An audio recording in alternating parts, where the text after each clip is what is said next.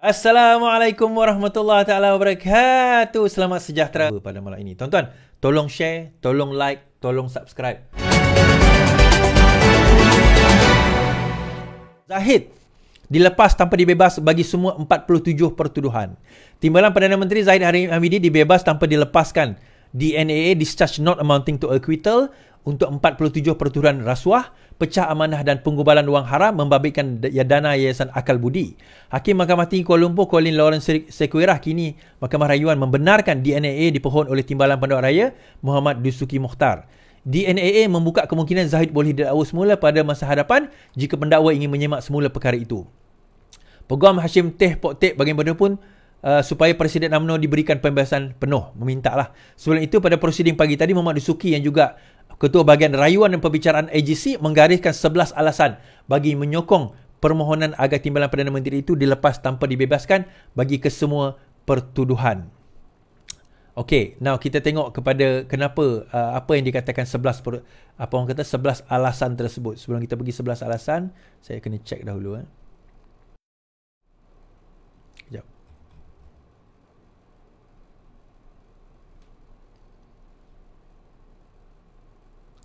Okey, sebelum tu kita baca komen-komen mereka yang tak bersetuju. Saya suka macam ni. So kita nampak tak bias lah kan. Ambiga. Zahid dilepas, pemimpin kerajaan tak usah sembang anti rasuah. Ambiga. Bekas Presiden Ambiga Sreenivasan telah membidas kerajaan setelah Timbalan Perdana Menteri dilepas tanpa dibebas berhubung kes rasuahnya. Dia berkata, kerajaan berhutang penjelasan kepada orang ramai. Pembaziran dana awam dalam membuktikan kes prima facie dan sia-sia semua kerja keras anggota Jabatan Peguam Negara.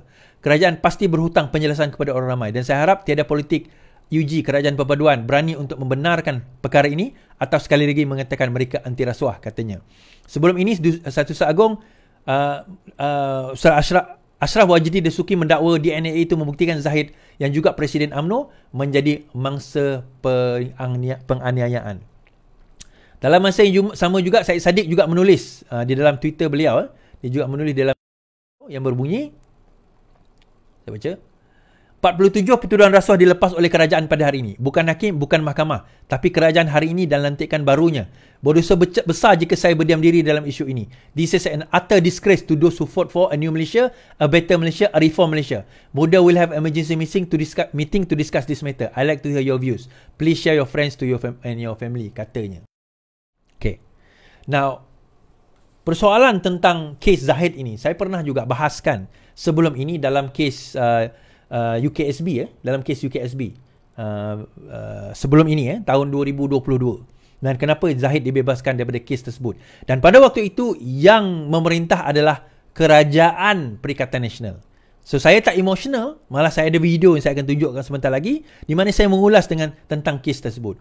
So malam ini insya-Allah saya akan mengulas juga tentang kes yang saya sebutkan berkenaan dengan kita bercerita tentang what do you call that, akal budi ini dan apa sebenarnya yang berlaku. So kes ini insya-Allah saya akan bawa supaya tuan-tuan nampak apa sebenarnya kes tersebut dan bagaimana Zahid boleh dibebaskan dan kenapa dia dibebaskan dan kenapa DNAA yang diletakkan dalam kes ini dan bukannya ialah didapati bersalah atau sebagainya lah. Sebelum kita bercerita panjang, kita kena faham satu perkara. Kes akal budi ini adalah kes melibatkan Yayasan Akal Budi Zahid. Okay, itu yang pertama. Kemudian kes ini telah pun dibicarakan dan dia ada 3 peringkat mahkamah jenayah ni. Yang pertama prosecutor stage, kemudian prima facie, lepas itu defense. Sekiranya ada prima facie, maka akan dipanggil pembelaan. Okey, itu prosedur di dalam mahkamah jenayah. So dalam kes Zahid pada peringkat awalnya, mahkamah mendapati bahawa terdapat prima facie.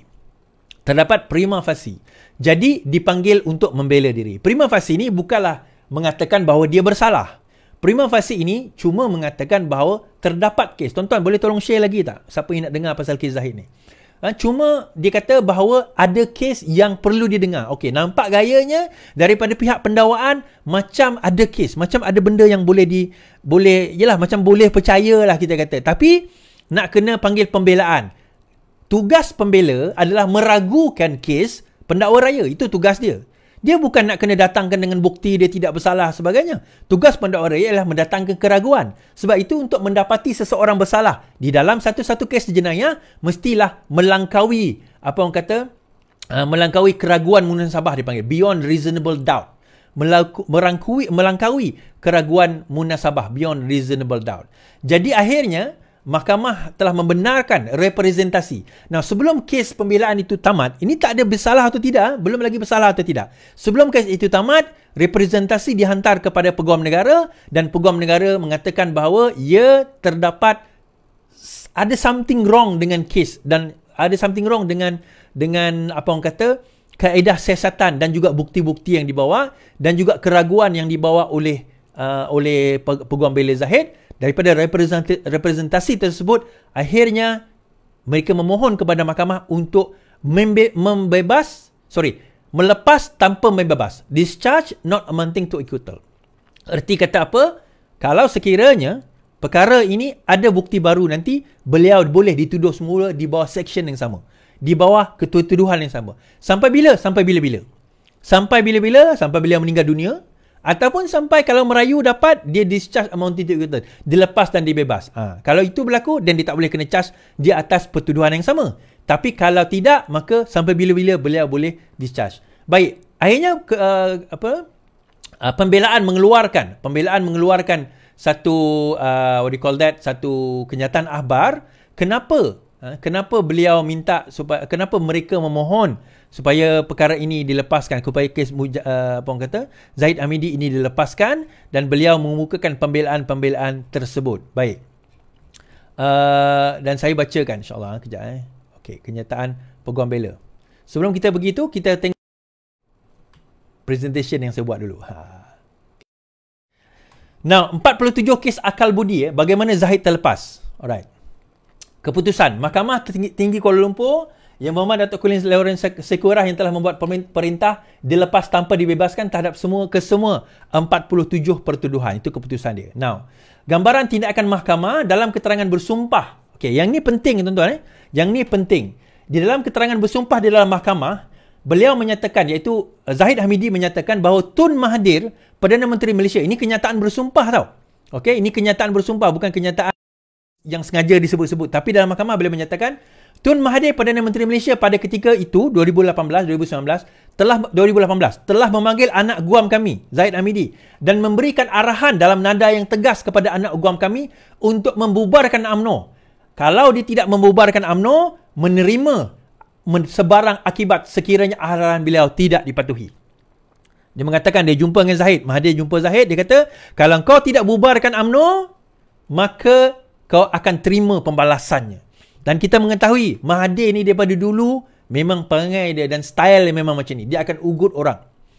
Now, daripada sini tuan-tuan, saya suspect begitu juga kes apa orang kata UKSB saya suspect arahan dikeluarkan secara tergesa-gesa.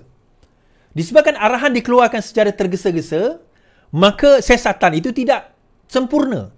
Sebab itu bila saya ulas kes apa orang kata UKSB tempoh hari, saya pelik. Bagaimana pihak SPRM yang saya tahu begitu teliti dalam melakukan sebarang siasatan boleh culas, boleh cuai, boleh hilang the chain of evidence di dalam menentukan kesalahan Zahid dalam kes tersebut. Jadi itu yang saya pertikaikan tempoh hari dan saya kata bukan masalah hakim nak membebaskan dia. Persoalannya perkara bukti yang dibawa oleh pegawai penyiasat itu sendiri ada terputus. Rantaian pembuktian dia. Teruskan. Perjumpaan dengan Tun Mahathir itu berlaku bila? Bila masa Zahid ni jumpa dengan Mahathir? Dia berlaku pada Jun 2018. Anak guam enggan tunduk kepada tuntutan Mahathir. Zahid enggan tunduk kepada tuntutan Mahathir dan pada Julai 2018 anak guam telah dipanggil oleh SPRM. Jun dia dipanggil supaya bubarkan UMNO. Tapi Julai dia tak nak. Dia kata dia tak nak bubarkan. Julai dia terpanggil oleh SPRM dan akhirnya tindakan mahkamah diambil dan dia telah dituduh pada 19 Oktober 2018. Julai itu dipanggil, Oktober 2018. Dalam masa kurang setahun. Kita kena ingat, kita menang pilihan raya Mei, Jun, Julai, Ogos, September, Oktober. Tak sampai 5 bulan tuan-tuan. Terus charge tu diletakkan. Kita tahu kalau SPRM ni nak ambil pertuduhan, dia akan ambil masa yang lama. Now, akhirnya SPRM sebenarnya pernah menulis surat kepada AGC, Peguam Negara, pada 20 hari bulan Februari 2023. Dia mengatakan, SPRM berpendapat bahawa penting untuk siasatan lanjut dibuat agar kes pendakwaan lebih kukuh dan SPRM sudah pun mula mendapatkan petunjuk-petunjuk dan bukti yang baru.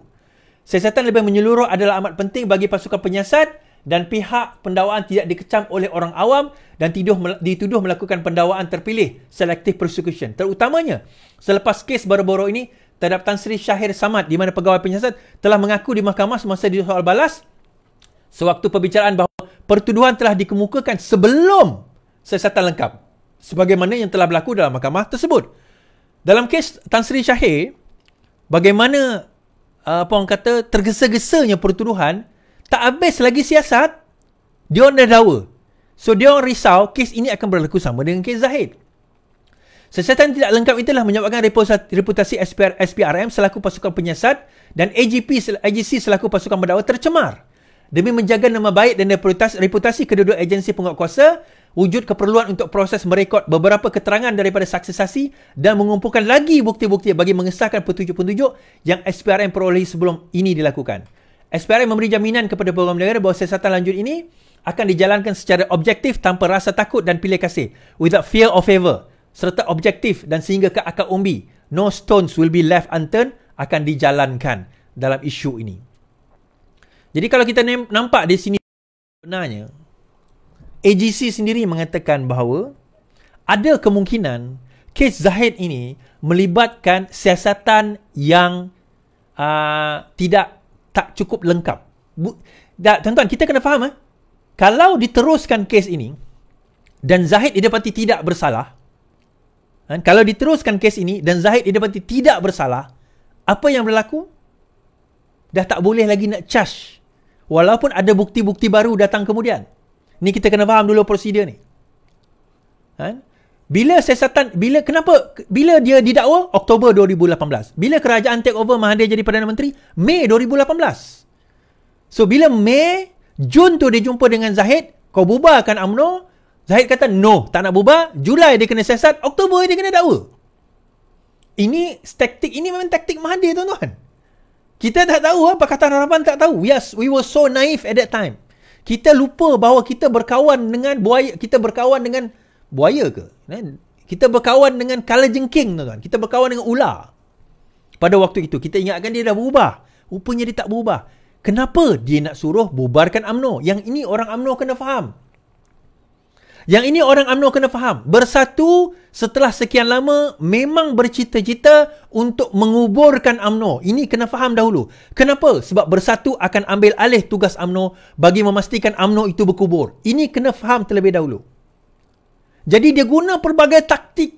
Dia guna pelbagai cara termasuk mengugut Tan Sri Syahir, mengugut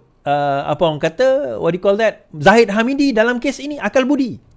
Mula-mula dia ugut dalam kes yang kes menyentuh persoalan UKSB. Kalau kita tengok UKSB, dalam kes UKSB dia cuba untuk nak jatuhkan Zahid, tetapi even kes itu pun menghadapi masalah, tuan-tuan. Masalahnya apa? Masalahnya adalah pembuktian itu berat sebelah.